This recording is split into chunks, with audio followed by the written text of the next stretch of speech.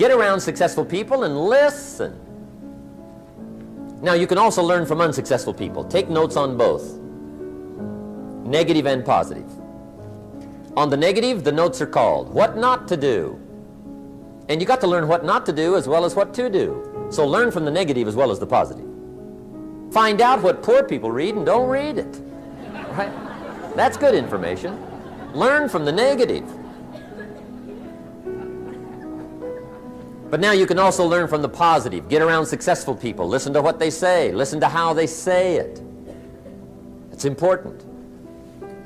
We've all got about 16 waking hours. Practice listening those 16 hours. And I say practice listening because listening isn't easy.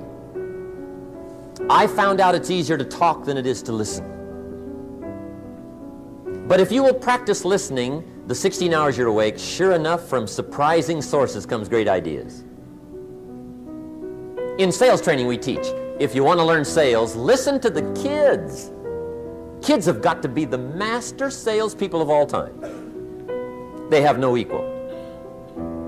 Father tells his young son, no, you cannot have an ice cream cone. 30 minutes later, he's licking on one. That'd be 30 minutes worth listening to. They got moves you wouldn't believe.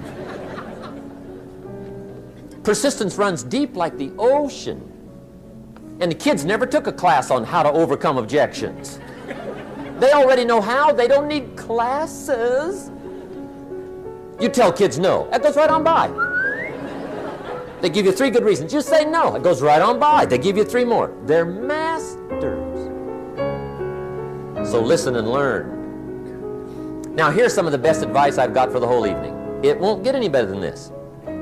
This is it. Poor people ought to take rich people out to dinner and listen. That's some of the best I got. If a guy's not doing well, one of the first things he ought to do is find a guy that is doing well and offer to buy him his dinner. Spend $50, $60, $80, $100. Go for the full 9 course. Start him on the juices and hors d'oeuvres. Get him started talking. The salad takes 15 minutes. Keep it rolling. Biggest steak in town takes 45. Keep it rolling. Pour on the dessert. Stretch that meal out about 2 hours. If you get a successful person to eat and talk for 2 hours, they're liable to drop ideas in your lap, change your life. Multiply your income by 2, by 3, by 5. But you're right. Poor people don't usually take rich people out to dinner. That's the problem. The guy said he's rich, let him buy his own dinner. I'm not coming up with any money. And he says, besides, you work where I work. By the time you struggle home, it's late. You're lucky to get your own supper, let alone running around trying to find a rich man to feed. And the guy's behind on his house payment. Good worker, hard worker, sincere. But you got to be better than sincere. Work hard. You wind up broke. You got to be better than a good worker. You got to be a good listener. And remember, what you read and what you hear, put the good stuff in your journal. Now here's the third way to find out how to change your life. And that's to observe. You can pick up a lot of ideas just by watching.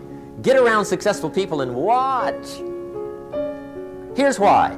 Success leaves clues. Watch how the man shakes hands. Watch how the lady responds. People who do well do certain things over and over and over and over. And if you're clever, you can pick them up. Watch it all. If a guy's making $10,000 a month, I'd watch how he walks. Maybe that's it. Copy his funny little walk. Somebody says, well, that's kind of a silly walk. Say, it's 10,000. I haven't got the money yet, but I got the walk. It's bound to start somewhere. What I ask you tonight is to be unusual and be a good observer of what's going on. You can pick up ideas that can change your life starting tomorrow. Just be a more careful observer. Now remember, there's 2 ways to see. One is called sight. See with your eyes. The other one is called insight. See with your mind. See with your eyes, you'll see things. See with your mind, you'll see answers. Put your eyes and your mind to work. And the best advice on developing sight and insight is pay attention. Don't miss anything.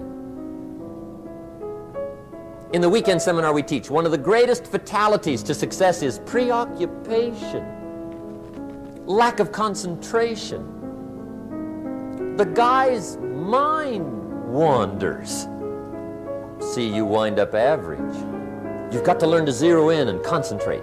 I read a good article one time, Reader's Digest. The title was, "Wherever you are, be there."